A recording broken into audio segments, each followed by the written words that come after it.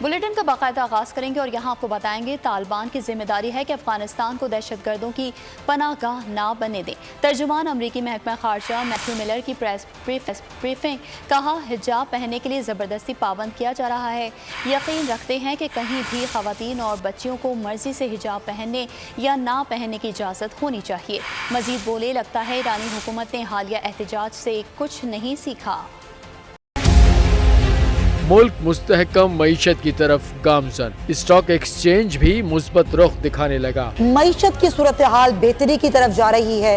ہم IMF کے قرضہ ملنے کے بعد اس صورتحال کو بہتر مزید کیسے کر سکتے ہیں؟ قرض بحالی کے روشن امکان، بول نے نبھائی اپنی صحافتی ذمہ داریاں، مہنگائی سے پریشان عوام کے لیے اٹھائی آواز۔ رپورٹر اور اقتصادی ماہرین کے سب سے بڑے پینل کے ساتھ بول کی مشن معیشت کی سب سے بڑی ٹرانسمیشن 63% عوام نے دیکھی اپنی اسکرینز پر۔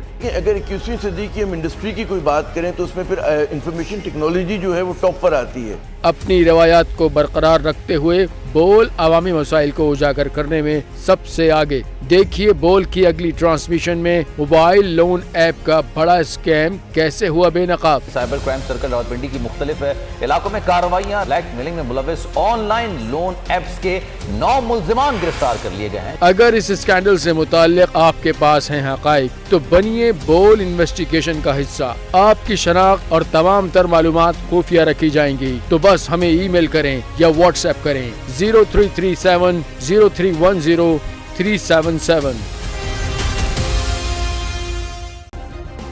سبسکرائب کریں اور بیل دبائیں تاکہ کوئی خبر رہ نہ جائے۔